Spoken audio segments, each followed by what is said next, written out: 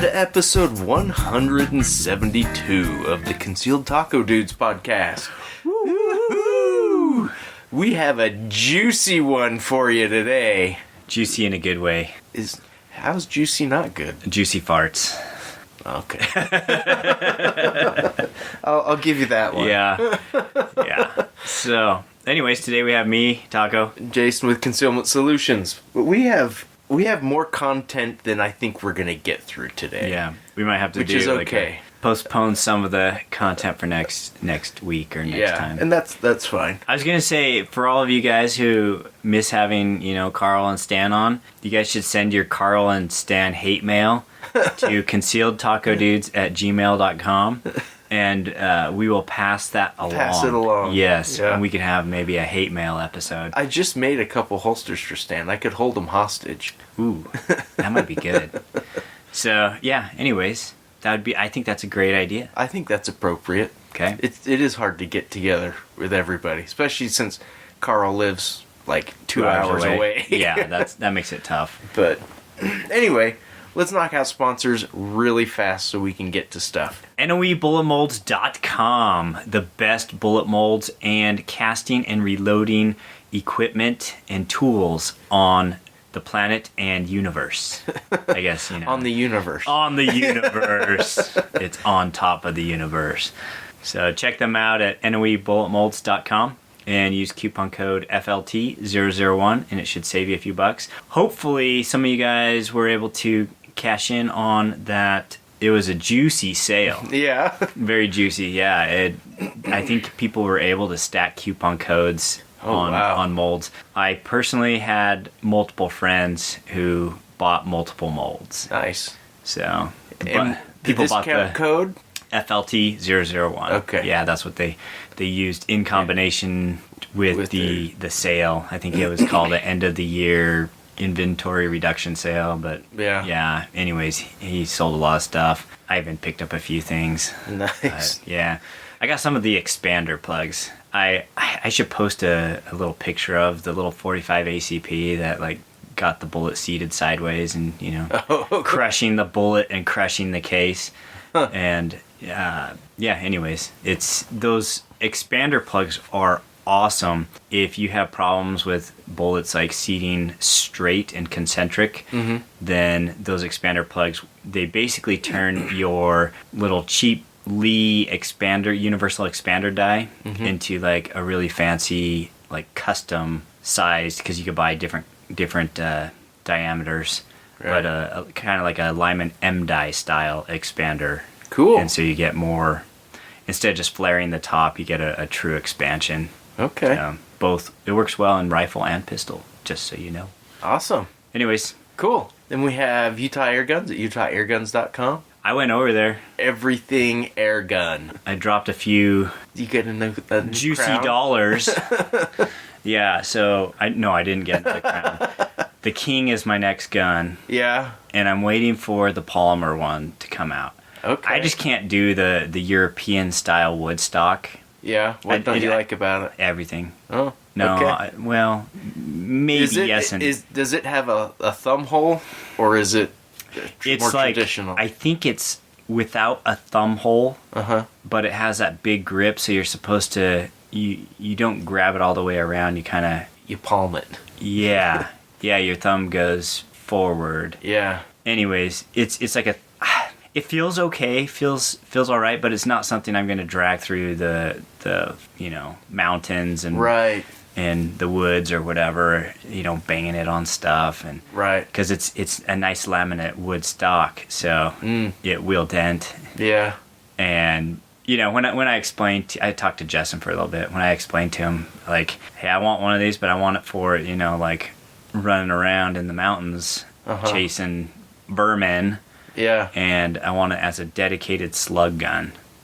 And he's like, yeah. He was saying, without saying it, that they should be coming out with something like that. Yeah, the Crown polymer stock is. I love that thing. It weighs hardly anything. Yeah. But it's got that kind of rubberized plastic feel. Oh yeah.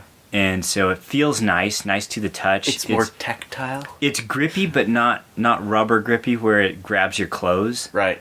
And so because of that, I like it, my brother likes it, my friend likes it. Like all my buddies are buying crowns with the plastic, the polymer, whatever, the rubberized polymer stocks. Right. And yeah, it's anyways, cool. I am like, so anxious for winter to be like done.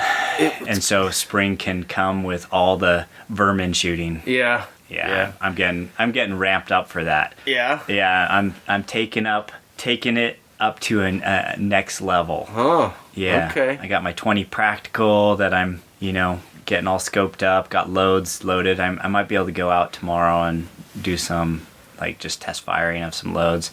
I don't know, I got way too much.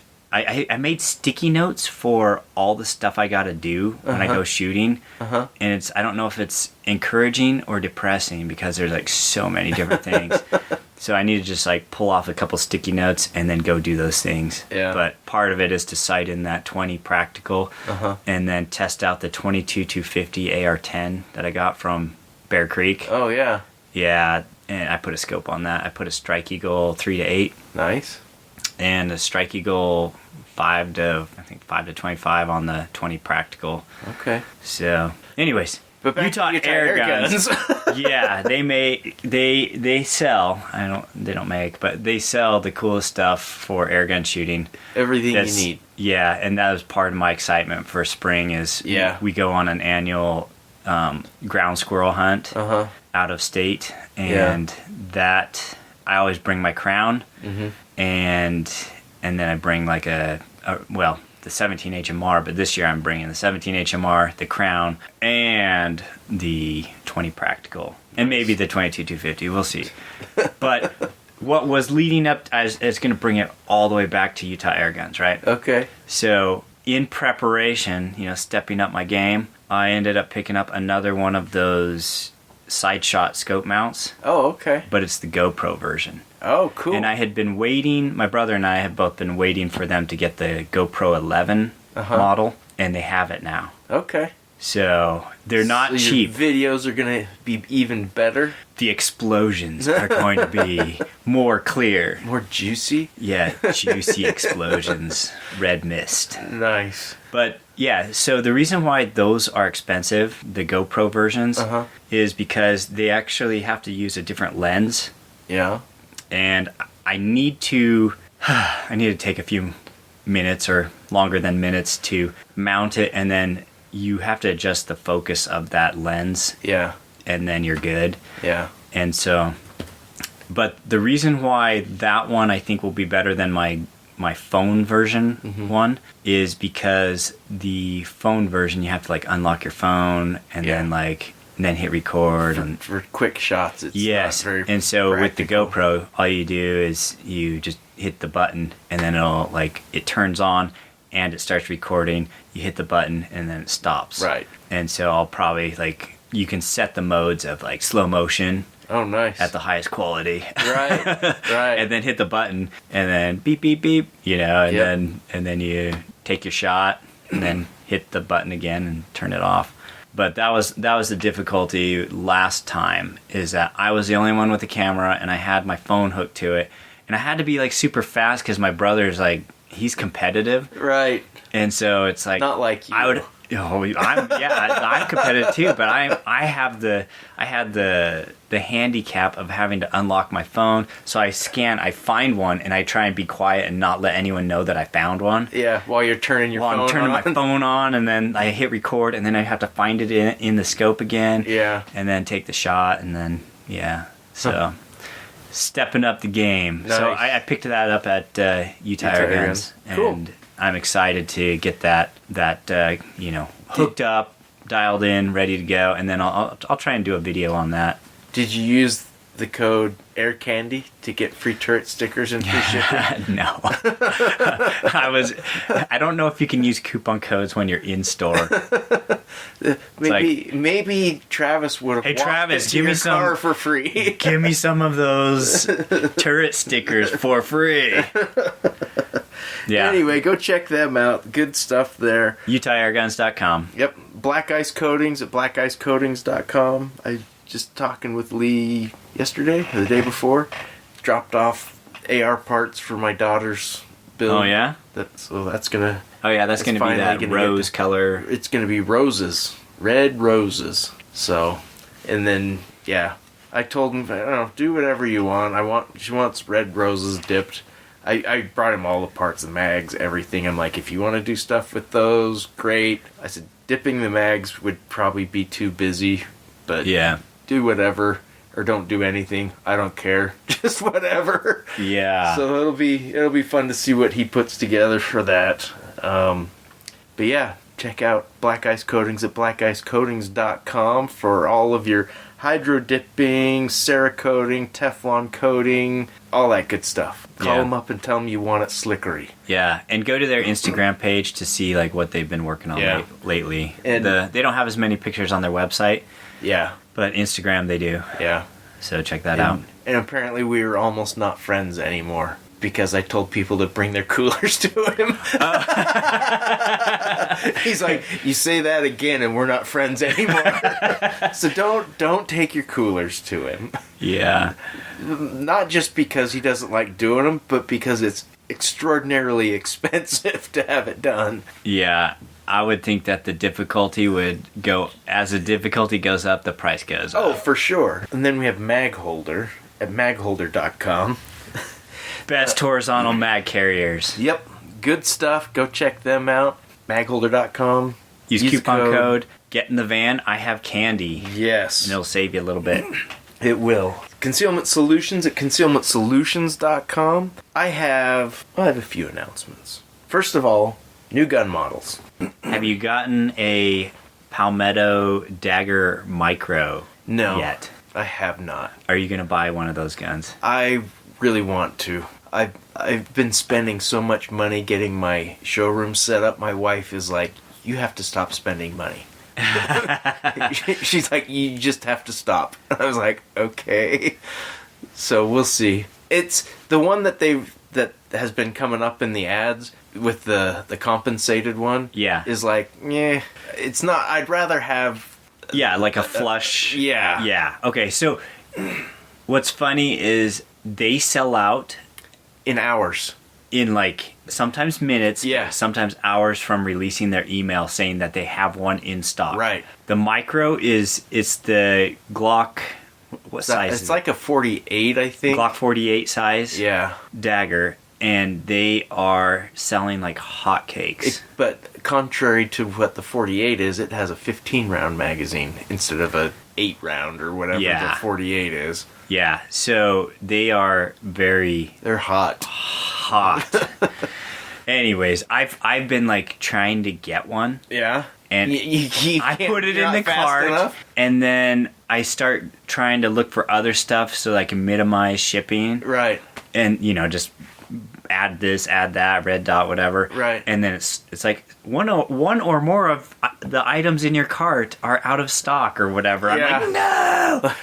So yesterday, what you need to do is load your cart with that other stuff, and then when the dagger that's a good idea. Then actually, you just throw it on. So I actually yesterday, or was it either yesterday or this morning? They had that one. It was gray 2-tone with the compensator. Yeah. And like I added it to my cart, and then I'm like, I really don't. I kind of don't want that compensator model. Yeah. I just want a regular one. That's kind of the way one. I am. And so I was thinking about it, and then I was like, okay, I'm just gonna get it because they're hard to get right now. Yeah. And like maybe it'll help out Jason because then he'll have the compensator model to make holsters with, and then I go to check out, one or more items in your cart is out of stock. I'm like, no.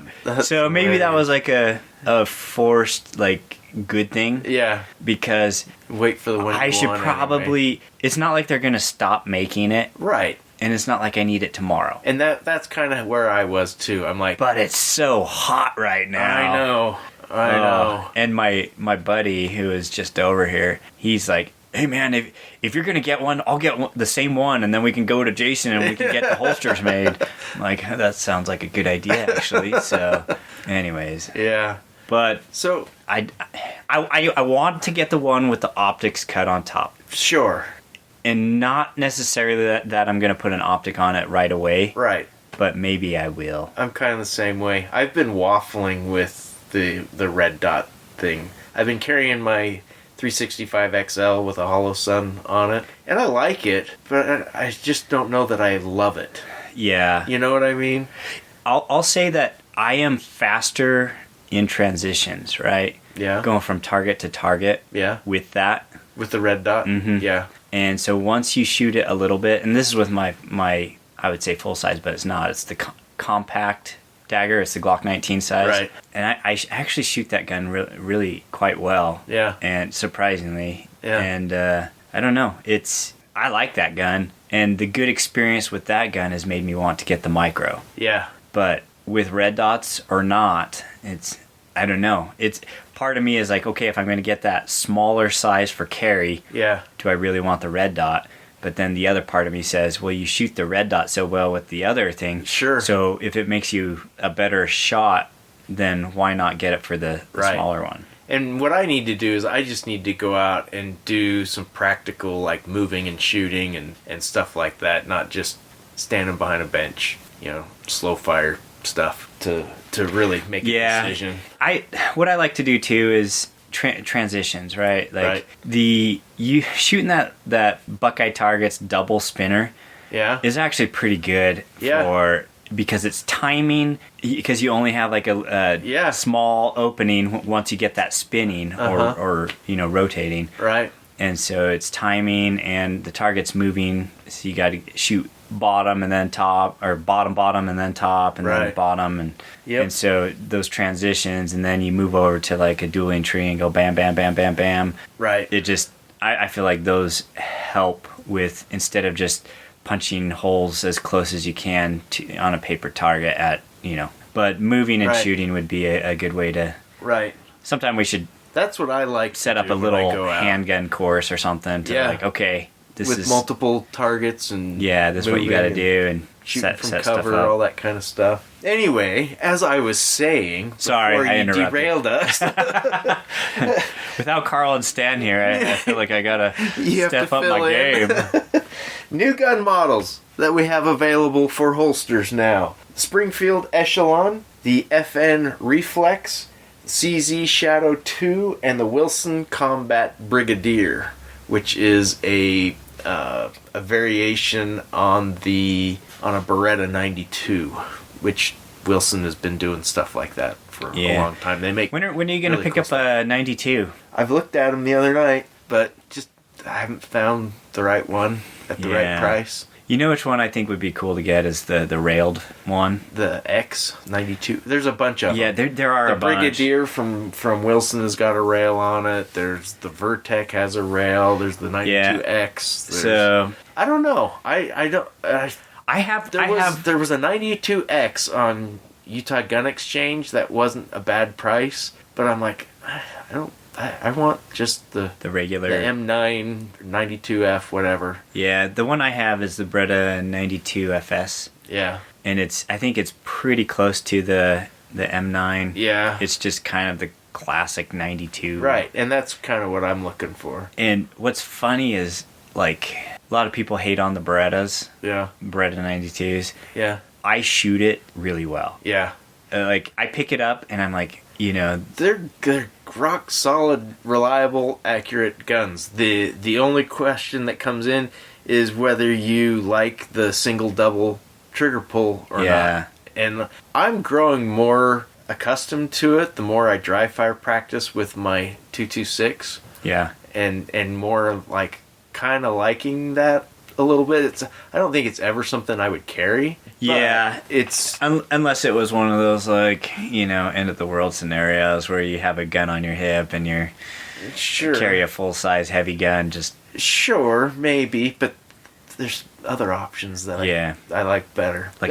like a dagger. Yeah, they're not a bad choice. Anyway, so we've got that. The showroom is open. That's the new entrance to the shop now. It's funny. I had people come in and they're like totally confused. They're like, because the door it's the same steel white door. And I put my little decal on there like I've had before. And so people think they're walking in the same door they always have. And they're like, Where am I? What's going on? And then they have that little boy mannequin staring up with a crazy face. He's kind of off in the corner. I was gonna say you might scare away customers with that guy. That guy looks awesome. crazy. His name is Scotty. Scotty. Yeah, I showed my kids and they're like, "What? What is this?" He's awesome. It's like from like a horror movie. He stands up on top of the mini fridge, which is fully stocked for your enjoyment when you come to the shop. So come by, check it out. There is also, so if you follow me on social media, I made a post on the 10th. It was the anniversary of Mark Housekeeper's passing, and I just wanted to remember him and it got me thinking. I have a new discount code. It's not new. It's one of Mark's discount codes, but because I want to keep remembering him, and I think it would be fun, there is an active discount code on the website now. How deep is your love? And true to Mark never used, like most people, businesses that do discounts, right? It's, 10% off, 15, 20, 30%, da da da da.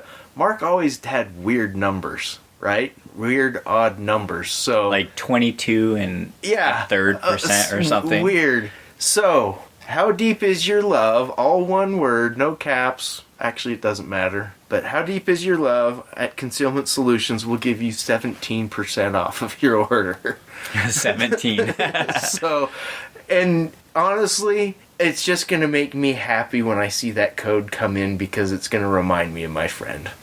So, anyway, that's up and going. That's about all I can think of. I'm getting ready to post some pictures of some new competition holsters that I've been making. That I've had people testing them for about a year now, and those people that have them are like, I need another one. I need another one. I need one for this gun. So they have proved themselves, and they will be coming to the website soon. It will be the Elite Racer. It's kind of a hybrid of our Racer holster and our Cobra drop leg holster. So it kind of gives you the best of both worlds. It's an offset drop, but it doesn't pivot, but the thigh strap pivots.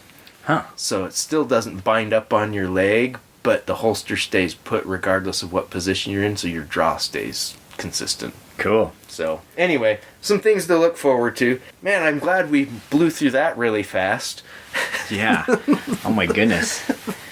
There's one thing I want to mention to people. So, if you've been listening to the podcast for a while, you've probably caught some episodes that I have done, some solo episodes called Story Time with Jason.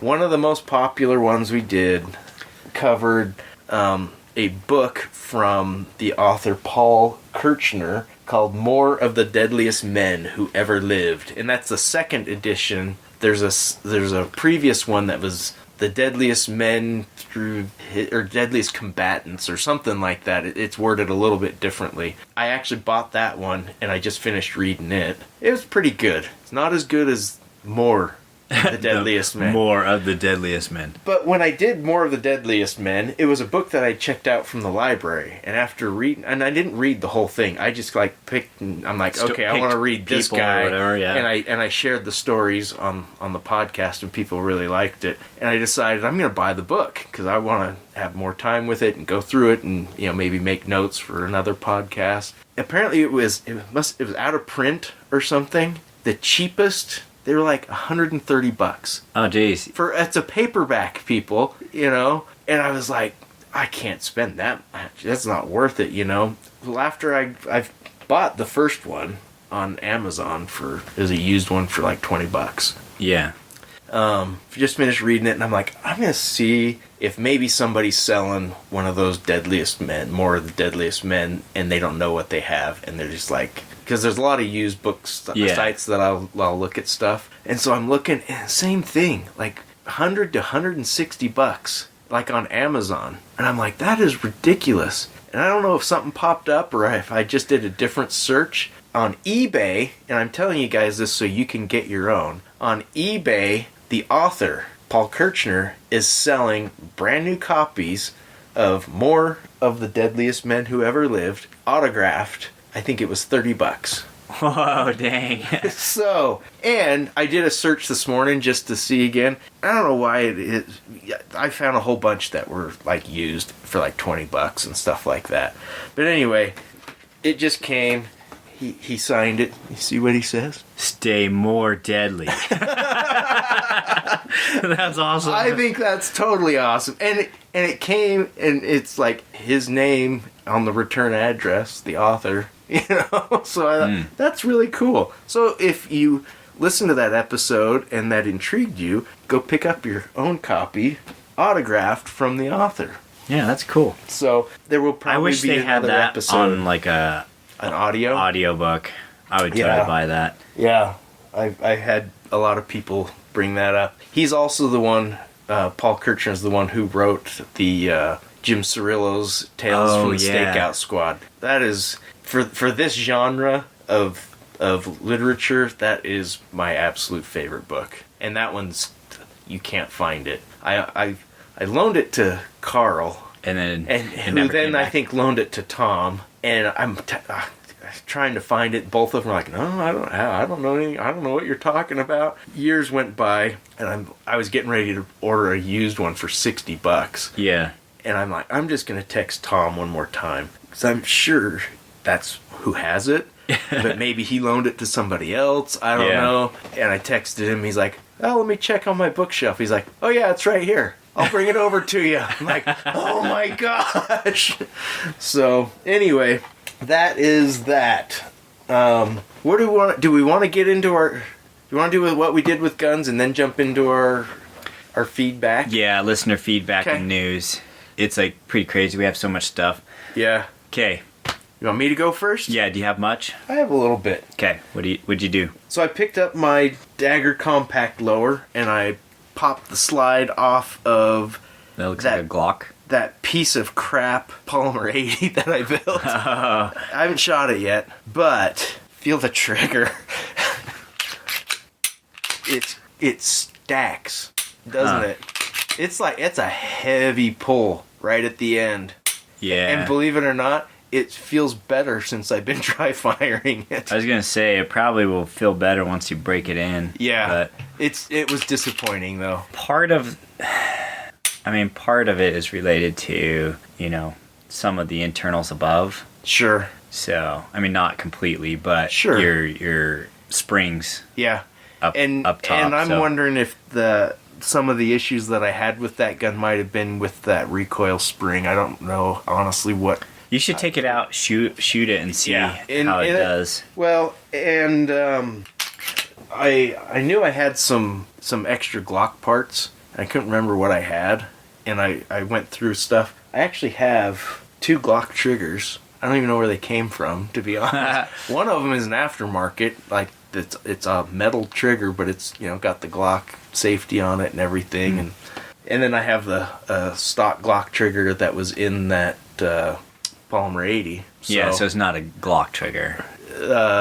Like Glock brand, it's not a factory Glock. Actually, it is. Is it? I'm pretty sure that's what I bought. Because there's a lot of companies that are making like just parts that look like the factory, but they're not factory. And maybe it's been so long since I built that one, I don't even remember.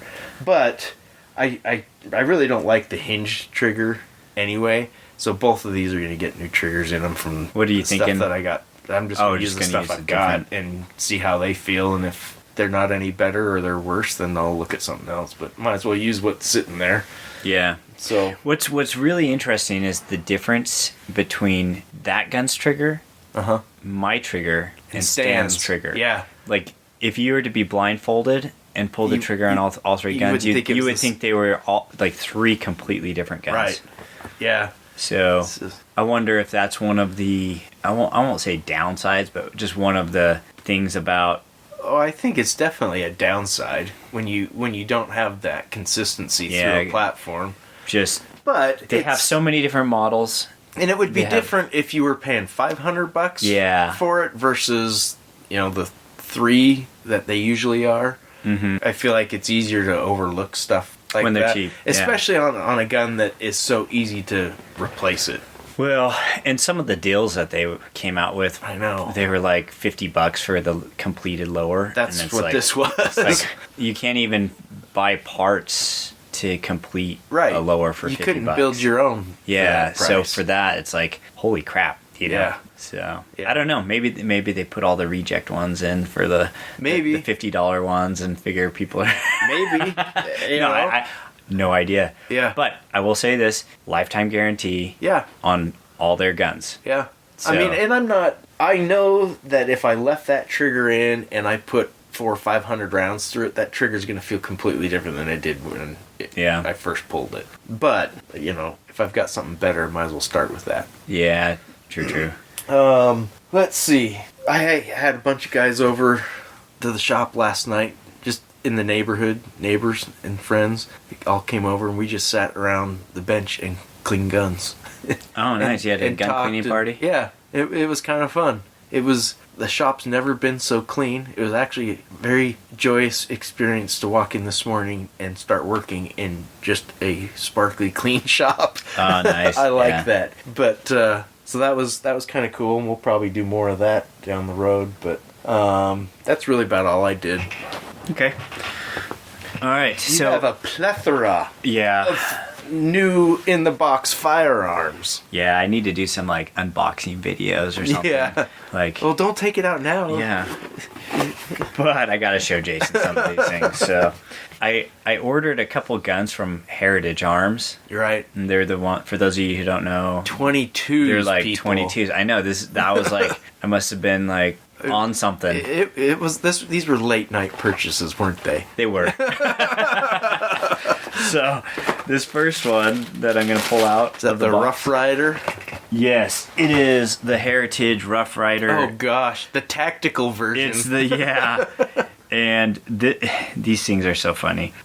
I saw it and I figured faux carbon fiber grips yeah, and so and a Picatinny rail, Picatinny rail on top On of the top. revolver. so you And can it's put a got a red dot on it. Fiber optic front sight. The barrel is threaded, 1/2x28. Oh, that's right. That's why Yes. you wanted to try this one. So, and the goofy thing about these little guns is they have a little safety. I hate it. I had a Heritage Rough Rider, more of the classic style, Western style, but that was part of why I ultimately got rid of it. I think is because the safety was just stupid. Yeah. I wonder if there's a way to do like a safety delete, like if you can Well, it's not so uninstall much. that safety. It's not so much how it works that bugged me. It just looks terrible. It's like an afterthought. It just rotates. Yeah, I see how it works. It just flips a bar down to block the hammer from hitting the firing pin. Yeah. It's as simplistic as you can get for a safety, Yeah. but Well, with It the just- single action, you just don't cock the hammer. yeah, I know. It's just But- it's such a pointless feature in my mind. Yeah. Anyways, the That's- lockup of the gun is not too bad, Yeah. and I mean fit and finish. The grips on the back, there's a little bit of Yeah. there's like an overhang from the plastic grips. Yeah. Probably to be expected for such a cheaper gun. Yeah. But and that's a really terrible carbon fiber dip. pattern. Yeah, I think it's just like a little dip. It's a basket weave trying to look like carbon fiber. But I mean, all in all, the biggest thing about this gun is it has a threaded barrel and a rail on top. Yeah. So I want to put a red dot on it, Yeah. and I want to test it to see how quiet it is with the barrel cylinder gap. You know, where the gases escape, and how much sound comes through that little gap, and See if like how loud is it when you suppress it. Yeah. And so I've got a plethora of 22 suppressors. So Yeah. I think it would be kind of a fun little gun to try out. And they're cheap. Yeah, So. very inexpensive. I think this tactical model or whatever I think is maybe like 160, 170 bucks. Yeah. It's not very expensive, and it's probably the only threaded 22 single action revolver I ever seen. I'm sure.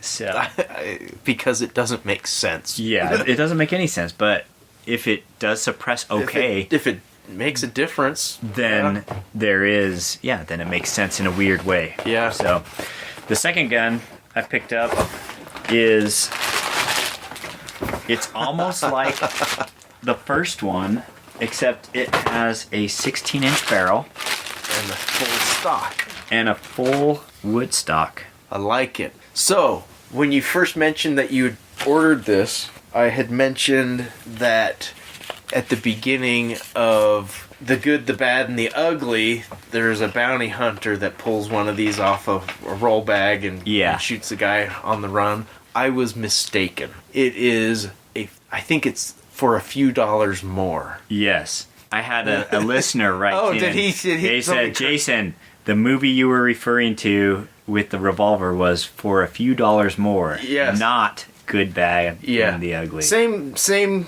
characters. At least the man with no name, Clint Eastwood's character. But yeah, and it was I can't remember the actor's name now that played that bounty hunter that did that. But yeah, after I got home and actually watched The Good, the Bad, and the Ugly after, and I was like, oh wait, I was wrong. Anyway, one of these days we should pull out revolvers and, like, I don't know, maybe clean them while we're watching The Good, the Bad, the Ugly. Yeah, something like that. So that'd be a fun little gun cleaning activity. Anyways, this little carbine, a little revolver carbine, it looks actually pretty cool. It does look very cool. It has like a dovetail rear sight it's like one of the buckhorn sights. Yeah. That's like dovetailed into the barrel. It came with a leather sling. Oh, nice. And it has like a little swivel stud on the barrel. Yep. I mean, it looks goofy and fun. Yeah. And I like the little curl finger hook underneath the trigger guard. Oh yeah, I think that's for your support hand. You think? No. Yeah. That? Let me. So I'll have to do a video on this. Oh, I gotcha. But they have like a little finger hook underneath the trigger guard, and I believe it's for the support hand. I gotcha. Because you can't have your hand right next to that barrel cylinder gap, and this one doesn't have like the Rossi, the shielding area. Right. I think it's the Rossi Rio Grande. There's the I think they call it a circuit judge, the one that's in 410. Oh, okay, yeah. 45 Colt. So the stock's a little cheap. It looks nice. But you touch it and it's like, ooh. It's cheap plastic. Do you think it's plastic or is it? It's plastic. So. But for what you paid for it, that's not a surprise. Yes, correct. So, part of me wonders. I like it. I think it's cool. Part of me wonders if Al's little revolver red dot mount would work on this. Probably would. It might. And then you could put your own little red dot on there. Yeah.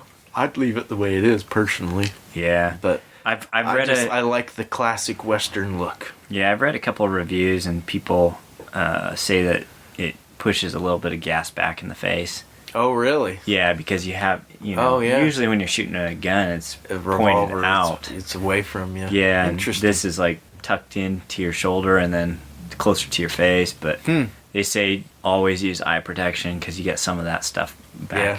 Huh. So some people loved it, and some people just said, it's cool, but it's not for me. Yeah. I think that's what it's going to be for me is Probably. I'm either going to think that this is hilariously fun. Yeah. Or I'm going to say this is stupid, and then I'll sell it. Yeah. But I'll have to shoot it to know. And maybe even if it's not for me, I'd still keep it because it's a good gun to variety for like a rimfire shoot with like the scouts or young men's group goofy. Or something. It's kind of like a mare's leg. Yes. They're stupid to shoot, but they're super cool. Yeah. Anyways, that was the second one. I like it. I think the third one took me by surprise because I didn't know that Heritage, made or sold lever actions. Yeah, I didn't either. And so I picked up one of their Settlers. That's what the model is. Yeah. And it's a a lever action. And one of the things I was kind of surprised about with this one is that on the box, when I looked at it, it did not say made in the USA. Huh. So this says made in Brazil by CBC.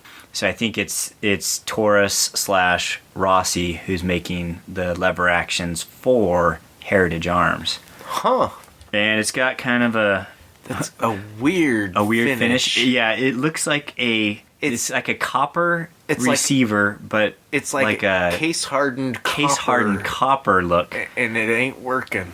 It's kind of drippy. It looks. Yeah. So, I'll do a video on this and get some close-ups. Let me have a but look at that. As far as the wood looks great. It's got some cool grain color, all that to the wood. It doesn't. Looking at the receiver up close, it doesn't look quite as bad, but it's weird. It's not like it doesn't look. Your first thought isn't, ooh, that's nice. It's like, huh. What were they doing? Did they drop that in something? It's like they put some acid on it and then let it drip, like pool up for a little bit, and then then they wiped it off. But it looks more like drippy paint rather than like a nice color case hardening. Yeah, the finish on the band up here, the barrel band, yeah, it looks nicer. So it's the same finish, but it looks nicer. I wonder if a different serial number would, obviously it'll look different. I don't know. Yeah, it's, in my opinion, they would have been better off to just leave it copper. Yeah, because then it would have looked like a Golden Boy or something like that. Mm-hmm. I agree, but maybe the copper was an ugly color, and so they do that to like try and make it uglier, make it look more aged or something. But the action's like pretty smooth. Yeah, it's really smooth. So it's got the same buckhorn sight as the pistol rifle. the little pistol carbine, the revolver carbine. How much was this guy? I can't remember off the top of my head, but it's something to consider. Like, I need to take this out and shoot, and see how it performs. But fit and finish, it's actually pretty decent. It's okay. Besides that drippy looking, color case hardening copper, but everything else looks good and it's smooth. Yeah. So as long as it shoots okay, I will say this is probably a keeper. Yeah. Like, I've kind of always wanted to get like a lever 22. I've had a couple and I've regretted selling them. Yeah. I haven't replaced them yet. So, anyways, we're like burning through our time, but I also picked up a couple of shotguns. So I went like the two types and calibers that I like never shoot. I bought 3 guns of each. Yeah. So the 22s, and then I got 3 12 gauges. Wow. And I've been watching videos and doing a little bit of research on the Turkish-made 12 gauge shotguns. And I picked up from, of course, Palmetto has them, and they had them cheap and everything. So I picked up I think it's an EG 220 from Panzer Arms. Yeah. And it's a 12 gauge lever action. The funny thing about that one is, as the stock looks pretty good. It's wood. It's got some, what do you call it? The checkering. And that looks good. Like, the texturing looks good. The color of the wood, finish, all of that is like good. Yeah, and I agree. The fore end, which you would expect would be wood, is not. It's machined aluminum. And it's got rails. And it's got M-lock rails and Picatinny. Yeah. And that one came with a bird's head grip as an option, as well as, I think it's a +1 or +2 magazine tube extension. Oh, cool. So I need to play around. I need to take all these guns out to the range. But that one looks really fun. Yeah. And I like lever action gun. 12 gauge. It's a blended classic Western style lever action and modern tactical. So the back half is like Old West and the front half is New modern. Age. Yeah, it's kind of like a mullet, you know. But honestly, looking at it all works because it didn't go over the top on either end of those spectrums. So that one, the EG220, I should definitely I want to take that out, shoot, and Yeah. play around with it. And then I picked up a Panzer EG200, which is their semi-auto, and that one also came with the magazine tube extension, a bird's head grip, and a regular, wood stock. Huh. That one, it looks pretty good. Yeah.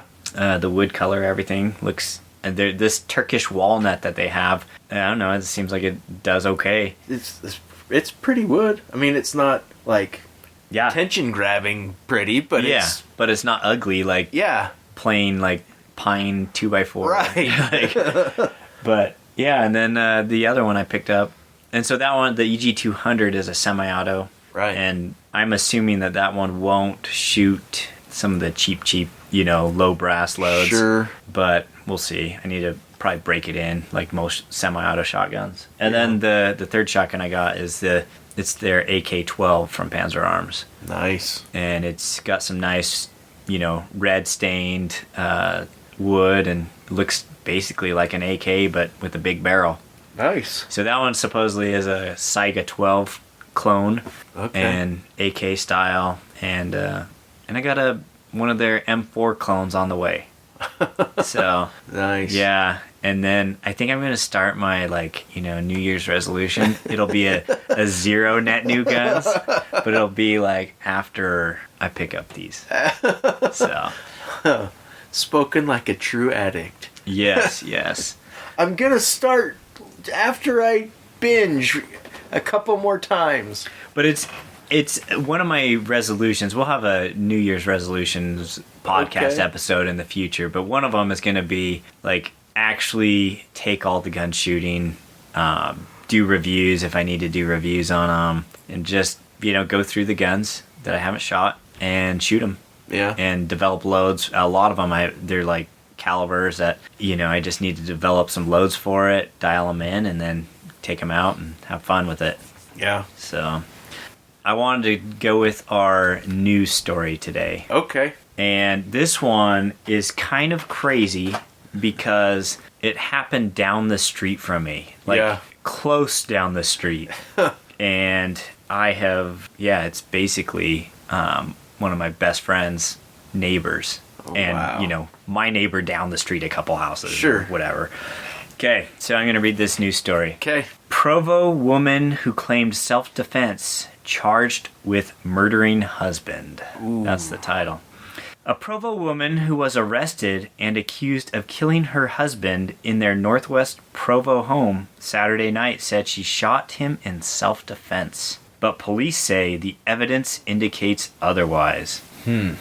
Melissa Fawcett, 56, was charged Tuesday in 4th District Court with murder, a first-degree felony, in the death of her husband, Corey Fawcett. Multiple avenues of investigation are ongoing, but the evidence currently available does not support the defendant's explanation of events, prosecutors wrote in charging documents. On Wednesday, the case was transferred to Wasatch County because of a conflict with the judges located in Utah County.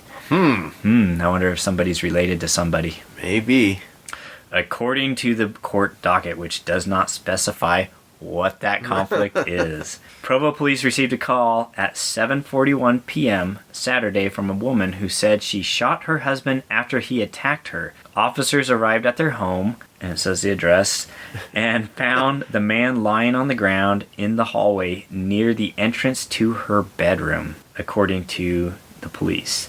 Police say the woman told them she was laying in bed when her husband came into her bedroom, grabbed her by the neck, and started hitting her in the head. Melissa then said she grabbed her gun that was on her bed beside her and began shooting at her husband. Her husband attempted to leave the room, and Melissa stood up and started to follow him, continuing to shoot until he collapsed on the ground just outside the doorway to her room.